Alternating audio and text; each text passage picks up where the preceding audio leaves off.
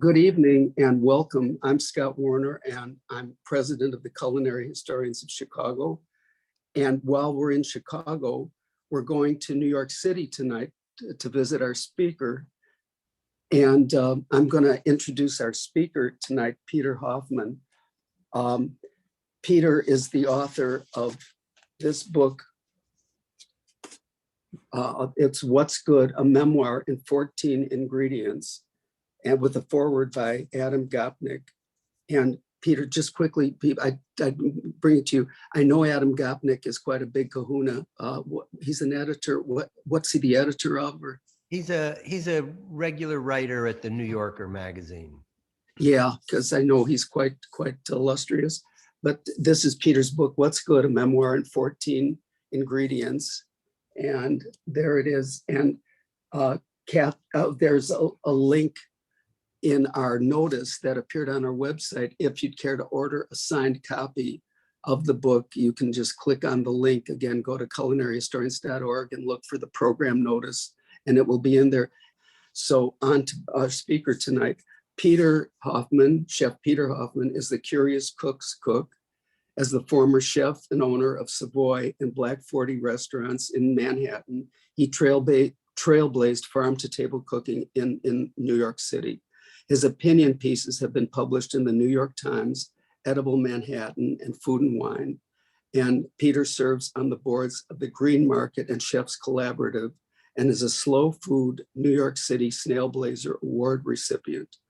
And on most market days, he can be found on his bicycle foraging Union Square Green Market. It's not too far from your home, right?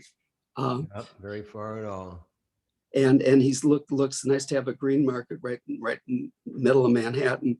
And he's looking for the best in seasonal ingredients and partaking in its Village Green community life. And without further ado, live from New York, it's Peter Hoffman. That's great, Scott. Maybe someday I'll be there on Saturday Night Live. That would be fun.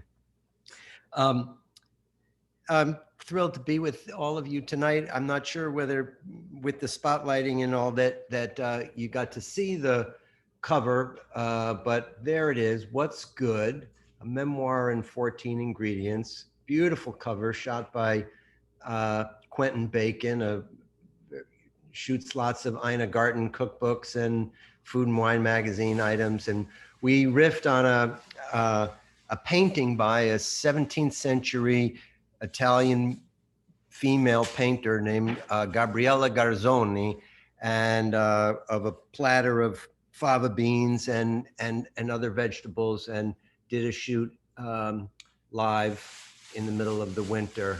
And since Kathy, you were talking about heirloom apples earlier, these are one of my favorite apples that I write about in the apple chapter called Ashmead's Kernel.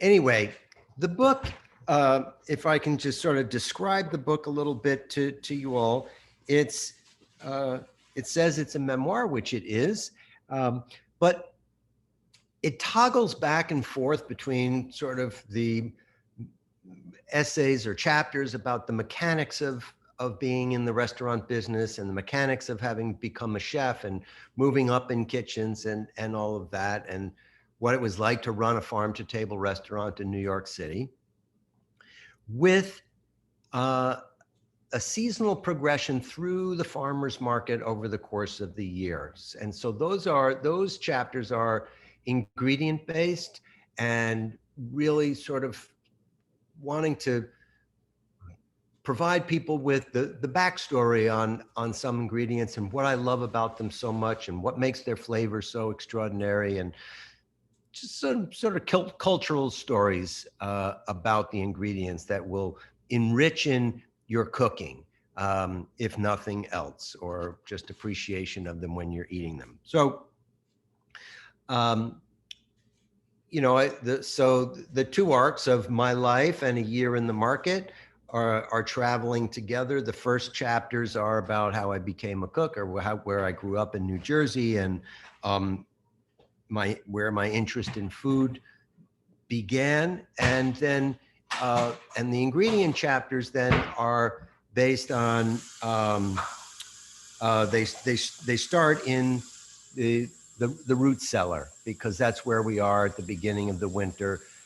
Spring hasn't quite come to New York yet, and so there's a chapter about leeks and potatoes. And that chapter is kind of interesting to me, and it tells a little bit of the botanical backstory. There is the difference between annuals, biennials, and perennials.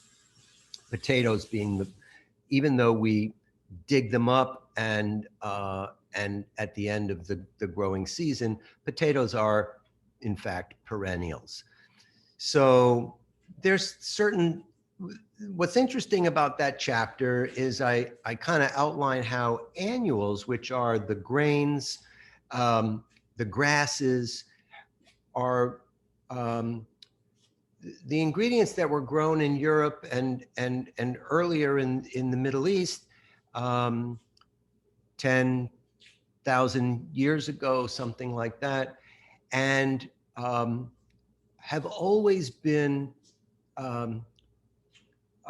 at risk of the vagaries of the weather. So that you know, in the Old Testament, when people talk about, or you know, in the Passover story, about the plagues of locusts and drought and hail, all these weather items that deeply affect what the harvest is going to be, and put, you know, not only the crop at risk, but life at risk. And so that annuals are kind of a boom and bust crop, and it really wasn't. And so that famine in Europe well into the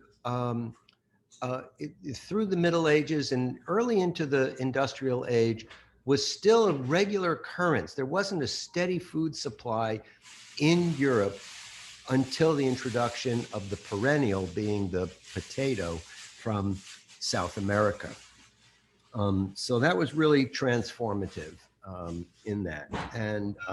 And then the chapter, the part that talks about the biennials, of course, are all kinds of things that we eat that, again, we may not think of them as biennials, but carrots and beets and lettuces and all those items that they're growing rapidly in their first year of life, and then start to say, okay, I'm going to take all this energy that I've gathered from photosynthesis by creating leaves that are able to be solar panels and draw all this energy and create storage of that energy. And so that's the carrot or the beet or the parsnip.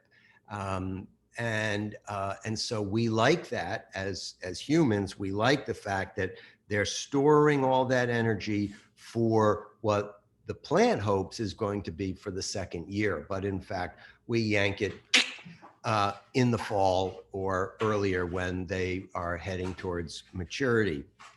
Some people actually keep their carrots or their parsnips in the soil into the winter as a place of storage, and then after the thaw begin, and they begin to cook, they begin to grow again, then yank them to stop them, so that they've kind of done all their growing, all their storage of calories as they can along the way. So that's sort of one of the first ingredient chapters.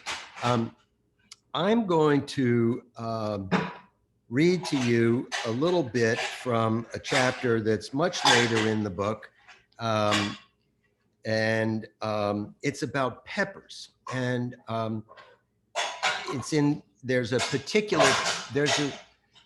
sorry for the background noise there.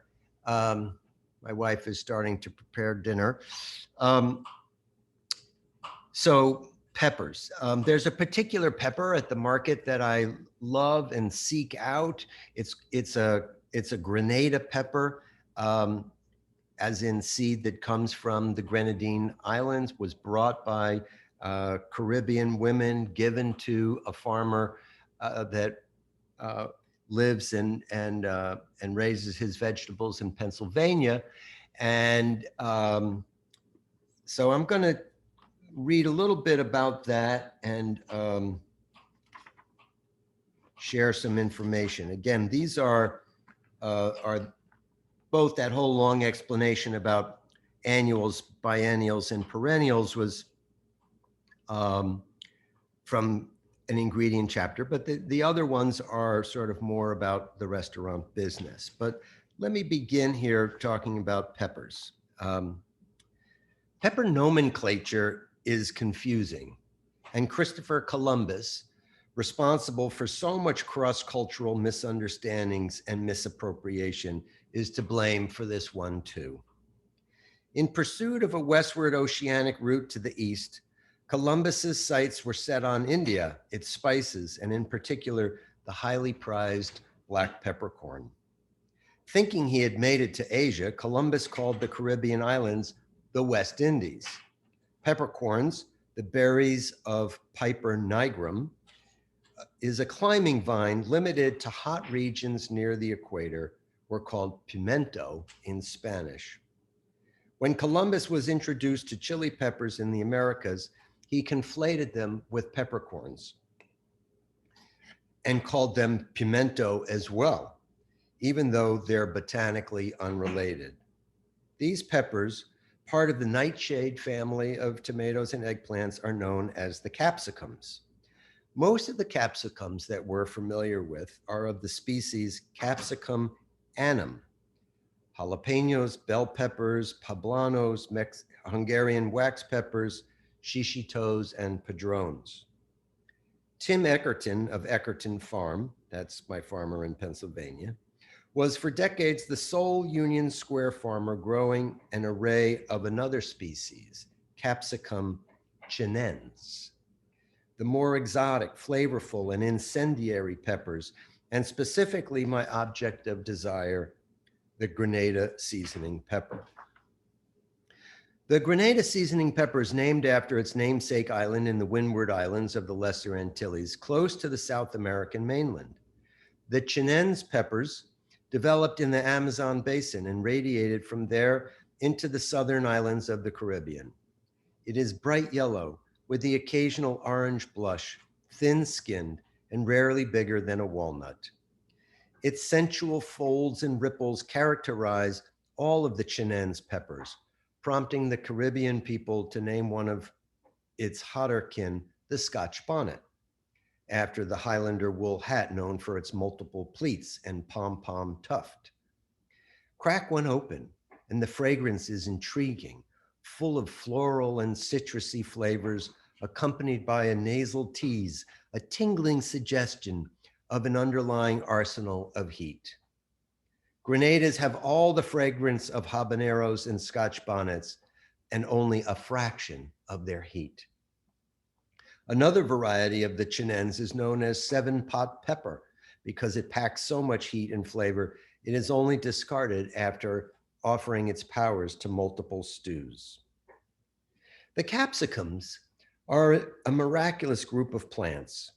Once the Columbian Exchange, that's the less pejorative term for the botanical and zoological sharing that commenced after Columbus so-called discovered the Western Hemisphere, began, Portuguese and Spanish explorers transported peppers all across the globe, where they easily adapted to many diverse climates and were embraced by the peoples of Asia, Africa, and most of Europe. The botanical success of the capsicums is the result of a combination of factors. They grow prodigiously, can be easily selected and bred to express different traits, and probably paramount is their taste, attractive, powerful flavors that come in small packages. Other New World discoveries, beans, potatoes, corn, are more nutritionally significant, which might explain why they became caloric staples for millions of people worldwide. The tomato, another star ingredient of the Americas, took several centuries to become overwhelmingly the dominant vegetable in worldwide production. But no other ingredient spread as rapidly and became foundational to as many cuisines as the capsicum peppers. Their appeal is not nutritional, but rather their abundance of flavor. Pinch for pinch, no other plant group comes close to capsicum's seasoning power, which explains why they were so quickly embraced in Asia, Africa, and play a central role in Spanish, German, and Middle Eastern cuisines. And of course, in the traditional pepper-rich cuisines of Mexico, the Caribbean, and the Amazon basin, the peppers were appreciated long before colonial forces began spreading their genetics around the world, an ecological form of imperialism. It's kind of incredible to imagine what Hungarian, Sichuan, Hunan, or even Indian food tasted like before the 16th century without access to this crucial ingredient in their cuisines. If every painter is in some ways a self-portrait of the painter, then every pepper selected to reflect the climate and taste preferences of a culture is a self-portrait of the people breeding it as well. Adapting to so many different palates and desires, there is a vast trove of shapes, colors, flavors, thicknesses, and heat levels. Grenadines breed them for their seasoning, Middle Easterners for their stuffing capacities, and Hungarians for their qualities dried and ground into powder. Peppers are a culinary antidote to scarcity and people's experience of poverty. Carbohydrates, the major caloric fuel in many diets, tend to be neutral in flavor. Some might even call them bland. And animal proteins are dear, whether they are hard to come by or expensive to purchase. Peppers, however, dry extremely well, offering a year-round, unrefrigerated dose of big flavor and bring life and interest to meals that might otherwise be boring. What is it that we humans love so much about peppers? What explains our fascination and, for some, obsession? Much of it is about the heat. Black peppercorns are pungent and aromatic, but they aren't actually hot in the way that capsicums create the sensation of heat on our tongues. Stimulation from a pepper tells our brain that we're touching something hot. The nervous system sensation of burning is real, no different than if we ate a spoonful of extremely hot soup. It's a wake-up call that something is happening, a prodding that reminds us to be in the present. We are alive. We are awake. People the world over love that stimulation, that provocation, if you will, of eating hot sauce or jalapeno poppers and experiencing the edginess, the border between the humdrum and the vibrant. It's no different than the jolt I get from jumping into the frigid pool at the Russian Turkish baths, where I go for a schwitz, or charging into a lake on a cool summer morning. When daily routines become dulcetory, we use peppers to tingle our skin, our body's edge, in order to re-experience the joy of living. Social scientists call this pursuit of exhilaration benign masochism, or constrained risk.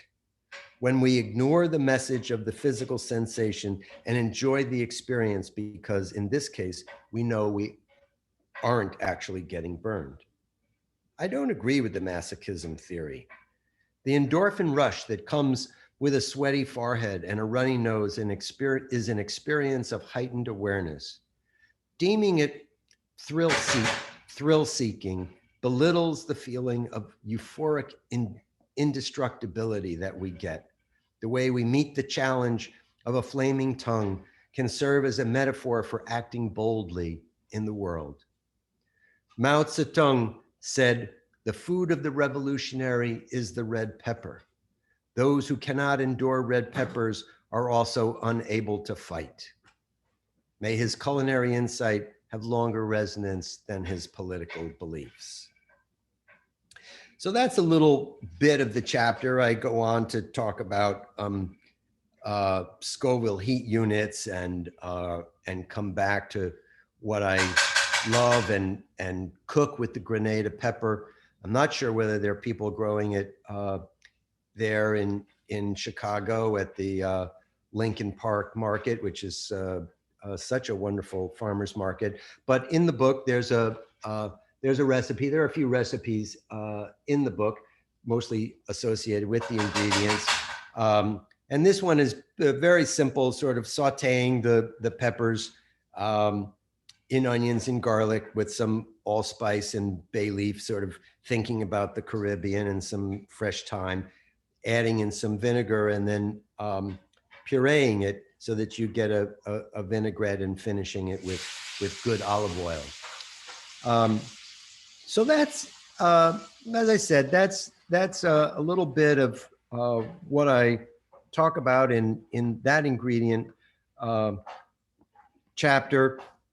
I told you that I begin by talking about leeks and potatoes. I move on to actually talking about the very first spring awakening. Not that it comes into the market at that moment, but there's a chapter about maple syrup, which is sort of when the trees are waking up and beginning to, take all that sugar that's been stored in the roots during the winter, or stored during the summer and fall when all the photosynthesis is happening. And then the sugar starting to come back up into the tree and, to provide energy so that the buds can unfurl with new solar panels to begin the photosynthesis process in the spring again. And then I talk about some fishes. There's a chapter about shrimp and sort of the journey that I went through, and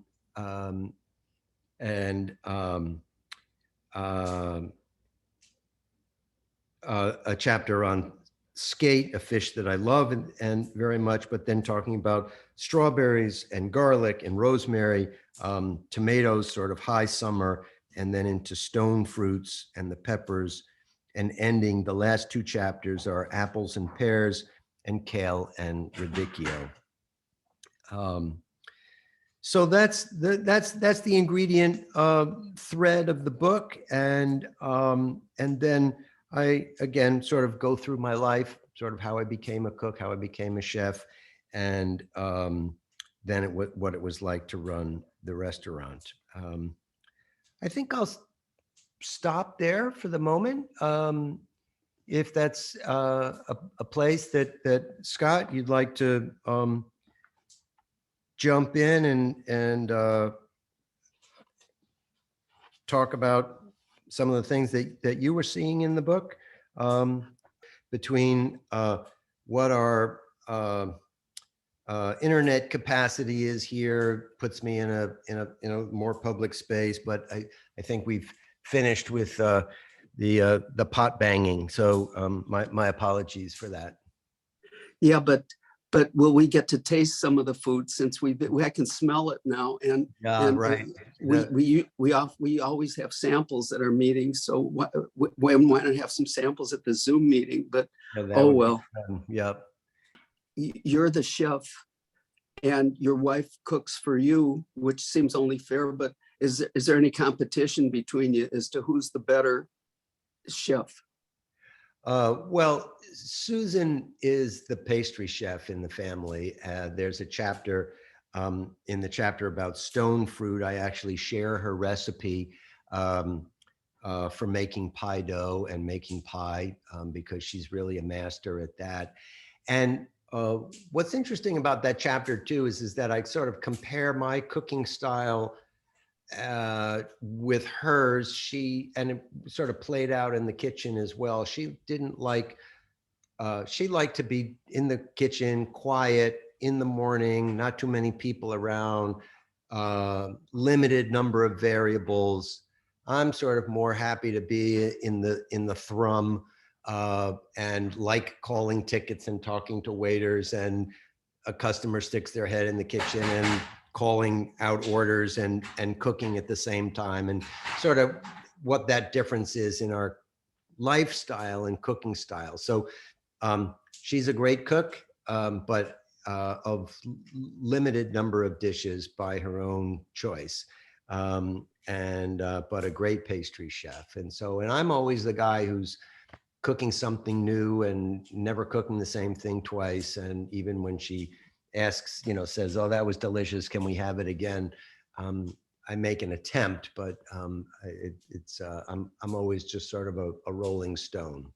So it doesn't sound like there's too many cooks in the kitchen then, so that No, you complement each other. no, we do it, and it's a nice balance that we've found. What about your background? How did you decide to become a chef? What got you into food?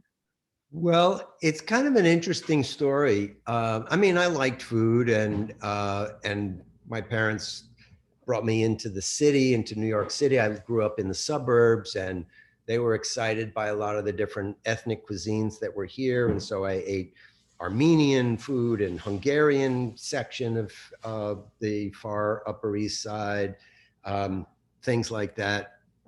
But I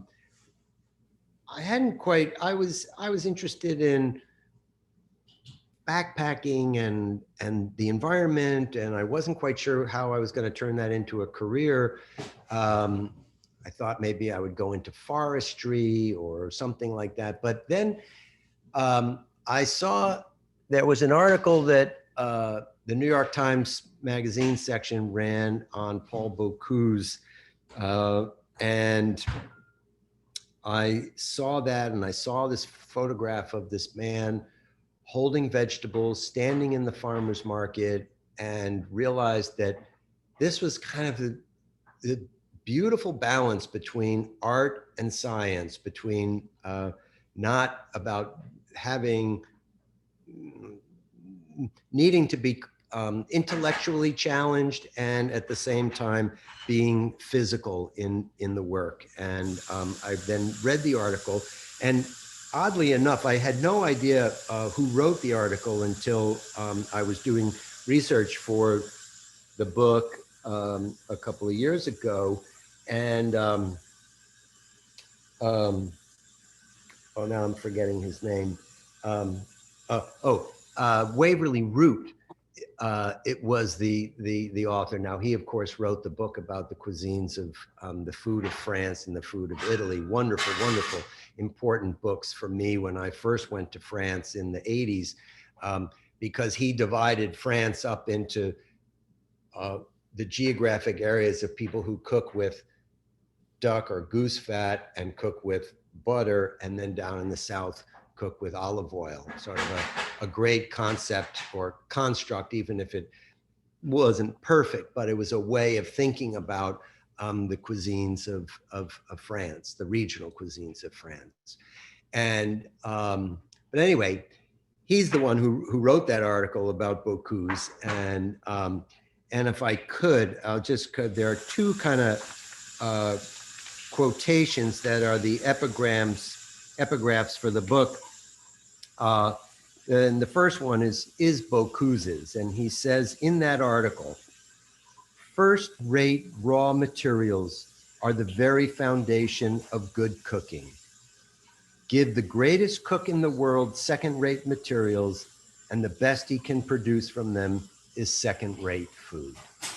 And I really took that to heart. And so that my pursuit of the farmer's market is one part of that journey, but I really sort of felt fundamentally that the chef's job begins not in the kitchen, but begins outside the kitchen in the sourcing of the ingredients. And so I've had Bocuse looking over my shoulder for 40 plus years now. So that's a little bit about how I got inspired to be a cook. And finally, what you get a lot of your food from farmers markets. Is that right? Or you get from the farmers who bring to the farmers markets? Is that right? No, well, when I was running the restaurants, there were farmers who delivered to us. They had worked that out. Then there were people who were actually running businesses where they were gathering from farmers upstate and then putting them on a single truck and bringing them down. But a lot of where I got, I mean, a lot of ingredients still we would purchase at the farmers market at Union Square in Manhattan. And part of what the strength of that also was not just the availability and the diversity, but that that when you're talking to the grower, that there's a tremendous amount to be learned. And I recommend that to all of you to go there to the Green City Market if you don't already, or other farmers markets. And the beauty is over time that you converse with the farmer, talk about what they're growing, what it tasted like, what you did with it, why this week was worse than last week's or better. And you begin to really get in touch with the fact that these are not extruded, manufactured items that we're feeding ourselves with, but rather changing, living, beautiful things. Which, if you'll allow me, I'll read the other quotation at the front of the book, which is from Wendell Berry, a man I discovered sort of when I was well along as a line cook, but hadn't really found my direction as in terms of the ethics of what I was trying to do as a cook. And reading this is the end of or almost the end of the essay that's called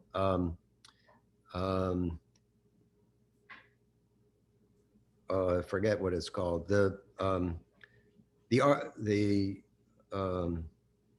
come to me. But anyway, here it is. Wendell Berry, eating with the fullest pleasure. Pleasure that is, that does not depend. Pleasure that is, that does not depend on ignorance, is perhaps the profoundest enactment of our connection with the world.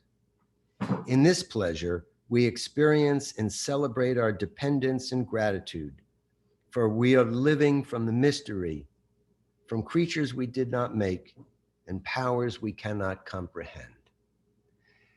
So there it is. I mean, it's sort of, as I said, you know, if you give yourself over to seasonality, to what the farmers are raising, to the fact that one week it's here and you think you're going to have it next week and then it's gone. And so then you have to alter your menu because the string beans are just, they're finished, they're gone. Or what you thought was going to be the last tomato salad last week was actually the last tomato salad kind of thing.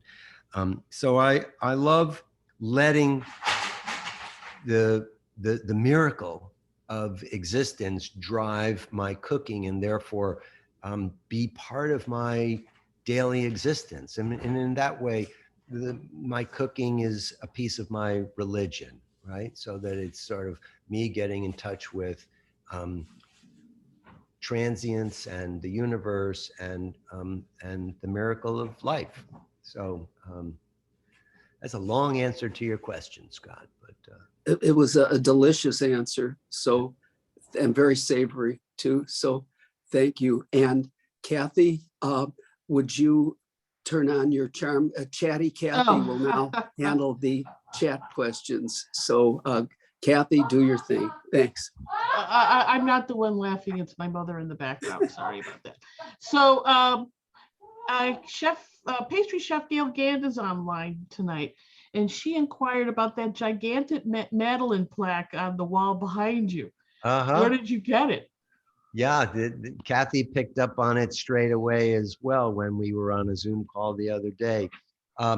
Well, Gail, that was given to me. So it came from Paris. It was given to me by Noel Comes. I don't know if you know him, but he started Tomcat Bakery, one of the very first artisanal bread bakeries in this country, and certainly in New York.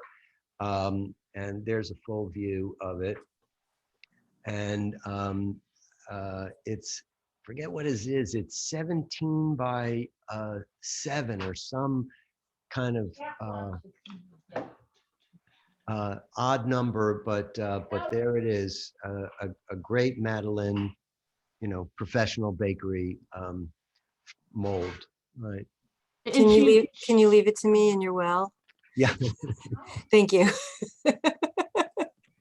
And say hi to Noel for me. I will. I will. could you talk more about apples and pears? Both have wide varieties. And how does Chef Peter categorize these differences when selecting them for cooking? Well, sure. The chapter opens by talking about the fact that this moment in time, right where we are in September, heading into October, when there's still warm days and I can still wear shorts like I did today, I don't want to taste the early apples. I kind of resist.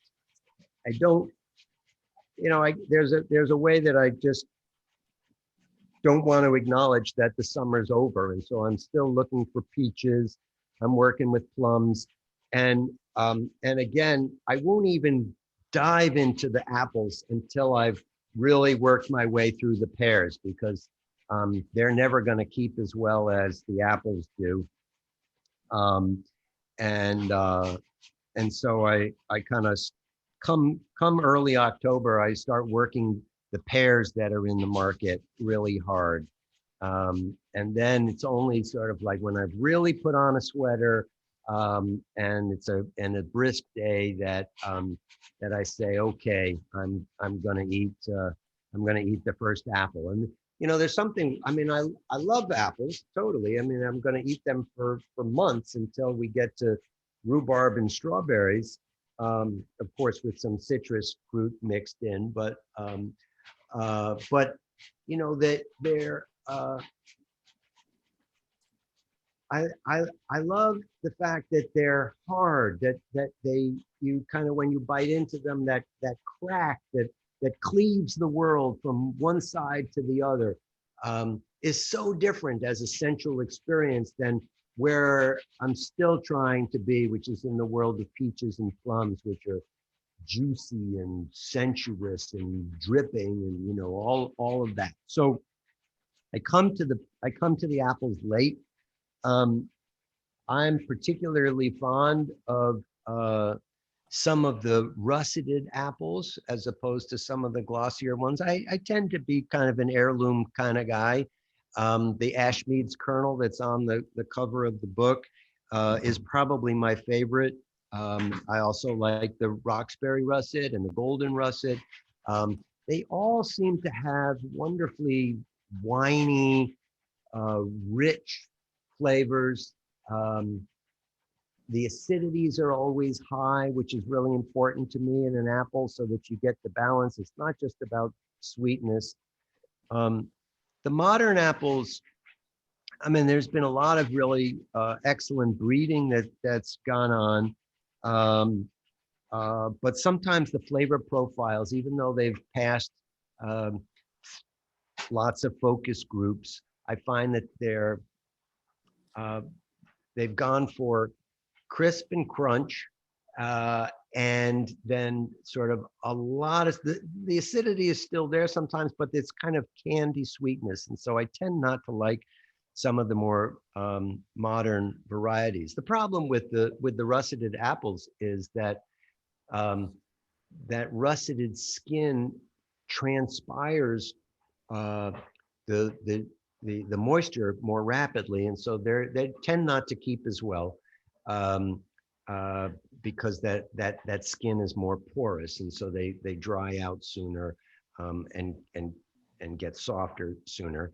Another favorite of mine that's an heirloom here in New York is the Newtown Pippin. Newtown, of course, is a part of Queens, and this was a seedling plant that somebody propagated, and everybody decided they liked it, including Thomas Jefferson, who then took them over to Paris when he was ambassador, and that apple remains with us today. Probably essentially the same apple that people were eating in the 18th century. So those are some of my favorites. Okay, please tell us about where you grew up in New Jersey, your early food memories, and what Jersey brings to the culinary world apart from its proximity to New York and to some degree Philadelphia. And that comes from somebody who is from New Jersey. Right. Well, I grew up in Bergen County, just over the George Washington Bridge. It was a brick bedroom community with lots of parents commuting into the city to work. That's not what my parents did. My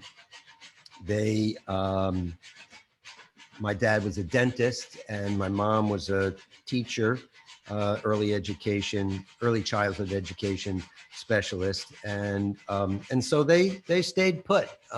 But even in my town, which they're long gone now, but when I was a kid, there were still some farms in our town. We would go just down the road to buy tomatoes and corn, and the stand, the field of corn was right behind the stand, and we would enter from one side, and the kids who were picking the corn and then putting them in burlap sacks would bring them down to the back side of the stand and dump it right into an open window, and then we would grab it from the wood stands.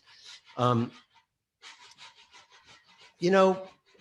don't know. I mean, for me, it was perfect placement. I had the country to explore and go hiking and journey into, but on the weekends or on certain evenings, my parents would take me into New York City, and so I got to experience the glory and the diversity of food in New York. So I feel like I had the best of both worlds by being in the suburbs.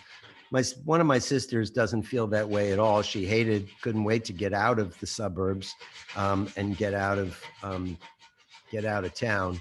But I had a different experience with it.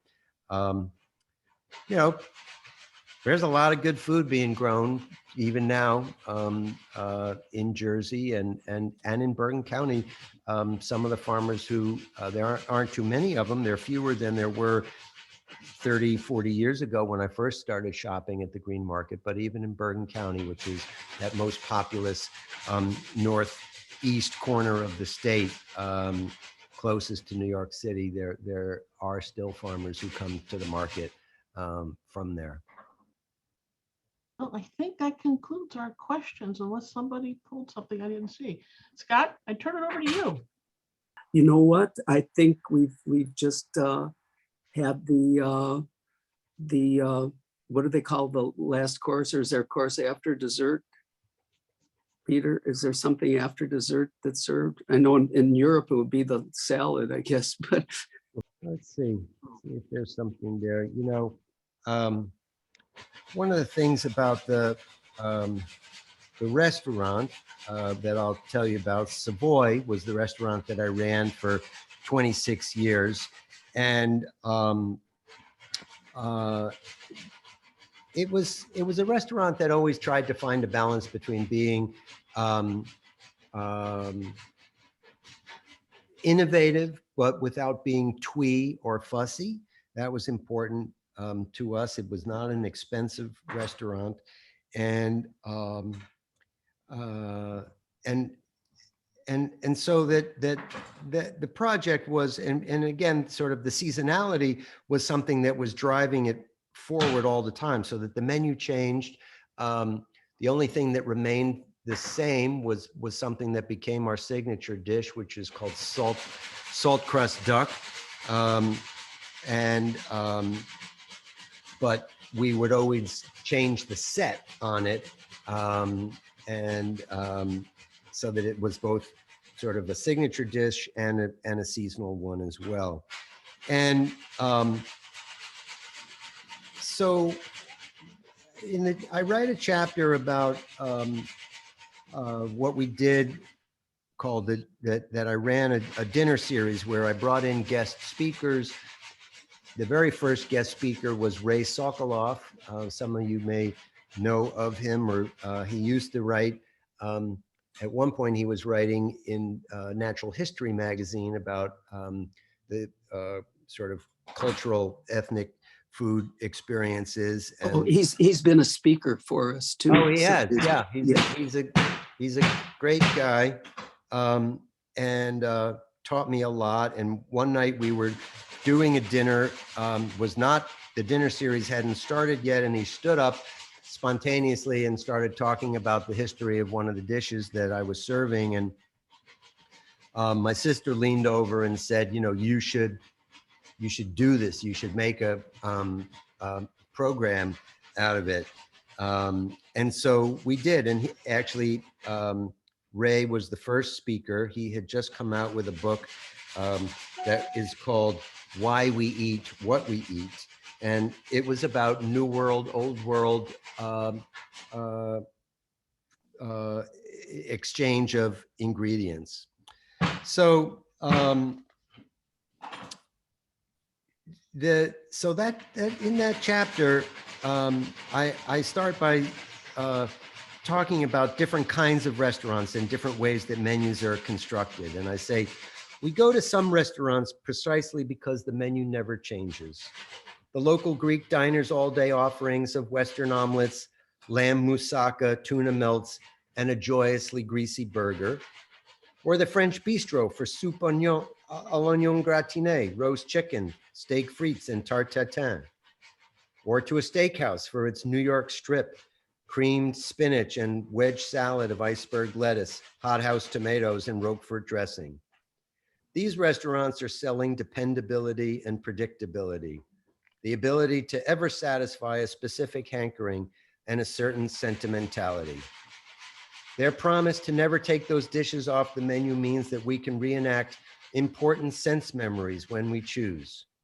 Some restaurants actually structurally build change into their menus. If it's Tuesday, it must be bouillabaisse, weekly rotation found in brasseries, strikes the balance between predictability and creativity. Menus printed daily or a server's recitation of nightly specials also tries to communicate vibrancy, but they offer little insight into the motivation of the chefs. Then there are restaurants that we go to expressly in search of something new. As diners, we offer ourselves over to the restaurant or to the chef to show us their stuff, whether it's inspired by seasonal availability, a traditional cuisine, or from the interior of someone's imagination. For cooks, our sources of inspiration can come from a variety of means: dining in other restaurants, reading cookbooks, following Instagram posts of other chefs, reworking the classics, visiting farmers markets, and of course, traveling. So I then go on to talk about the dinner series and some of the wonderful events that we did. They evolved over time. I started doing poetry dinners. I got Galway Cannell, the poet, to come read, and we did a dinner of autumn poetry. And then Charles Simic, who's still alive and reading his very sensual poems. I got Stephen Jay Gould to come to the restaurant, and we did a dinner that was about invertebrates, and had a disastrous moment that I won't take the time to tell you about tonight, but is in the book. And then I did, when Michael Pollan came out with The Botany of Desire, he and I had been doing dinners prior to that, but we did a great series of dinners there over the Botany of Desire. And Hey, Peter, yep. I don't mean to interrupt you, but what are you eating for dinner tonight? There's a number of people curious about this because we've been listening to the You've been pounding listening and to the the grating pounding and and the all this working. good stuff. So, well, I think it's some version of a lot of garlic, because my wife considers, and this is in the book too, my wife considers garlic to be a vegetable. But garlic sauteed with kale. Oh,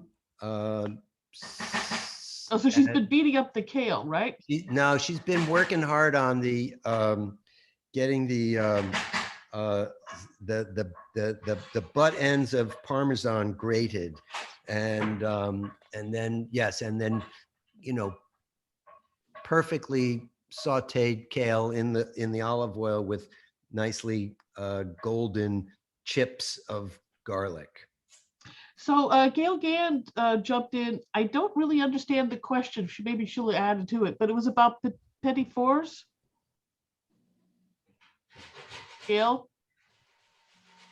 Or maybe she was answering somebody else. Yeah, it was because Scott said what comes after dessert. He was trying to petit fours on the petit table. four. Yeah, like what? Because he wanted one more.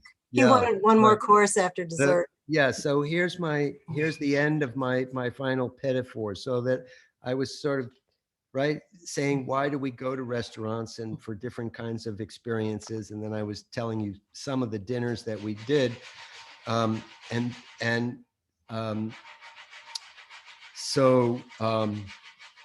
Over nearly 20 years and 100 special dinners, we pushed ourselves as cooks and restaurateurs to develop new skills or work with new ingredients. Customers benefited from our growth. We incorporated particularly delicious preparations from the dinners into our repertoire. Paula Wolfert's nut picadas as sauce and broth thickeners, Fergus Henderson's trotter gear, and Coleman Andrews's Ligurian recipe for salsa marot, the fresh fava bean and mint mash come to mind. Less tangible, though, were all the ways that the dinners built and embodied community. At the conclusion of most evenings, I'd bring out all the cooks to take a bow and experience the heartfelt appreciation of the diners in sustained applause, far more visceral than servers coming into the kitchen and telling cooks, "The folks on table 24 are really loving their meal."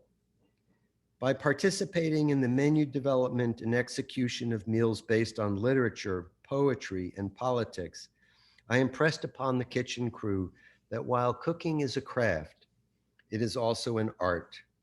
Not in a highbrow kind of way that can lead to twee food, but art as one of the many creative expressions of our culture.